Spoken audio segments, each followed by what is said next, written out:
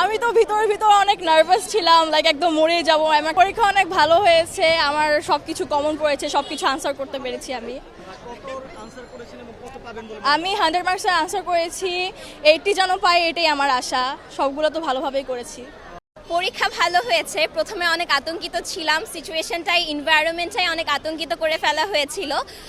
পরীক্ষার হলে ঢোকার আগ পর্যন্ত খুবই টেনশন হচ্ছিল। যখন পরীক্ষার হলে ঢুকলাম, টিচারকে দেখেও একটু ভয় পেয়েছিলাম, আসলে কিভাবে ট্রিট করবে সেটা নিয়ে ভাবছিলাম। পরে তারা আসলে আমাদেরকে বললো আরও যদি বিশৃঙ্খলতা না করি তারাও আমাদের সাথে সুন্দরভাবে বিহেভ করবে, অ্যান্ড হচ্ছে সর্বক্ষণই সিসি ক্যামেরা চলছিল।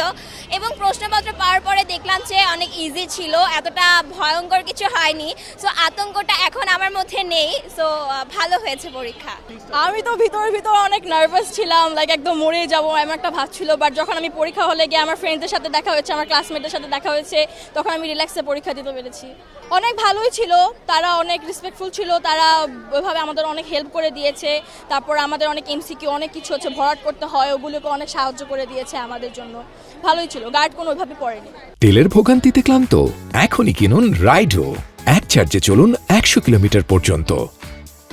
আসলে বলতে গেলে শিক্ষামন্ত্রী মিলনের কারণে অনেকটা আতঙ্কিত ছিলাম, কারণ ওনার অনেকগুলো কথা আমাদেরকে খুবই আতঙ্কিত করে ফেলেছে। এবং পুরো মনে হচ্ছিল রিলস ফিডস ভরে গিয়েছিল যে পড়তে বসো, নকল আর হবে না, এই ধরনের মন্তব্য দ্বারা। সো এটা নিয়ে অনেক বেশি টেন্স ছিলাম, এবং টিচারদেরকেও খুবই কড়াভাবে বলে দেওয়া হয়েছে। সো ভাবছিলাম যে টিচারদের সেই সহানুভূতিশীল আচরণটা পাবো কিনা, এই সব কিছু নিয়ে একটু আতঙ্কিত ছিলাম। বরাবরই সোশ্যাল মিডিয়াগুলো আমাদের মধ্যে ব্যাপক প্রভাব ফেলে, সেটা ভোটের সময় হোক এবং এসএসসি পরীক্ষার সময় তো আছেই। সো সোশ্যাল প্ল্যাটফর্মগুলোতে অনেক নানাবিধ মন্তব্য ছড়ানো হয়, স্টুডেন্টদেরকে পুরো আতঙ্কিত করে দেওয়া হয়েছে, কিন্তু আসলে বাস্তবতার চিত্রটা একটু ভিন্ন।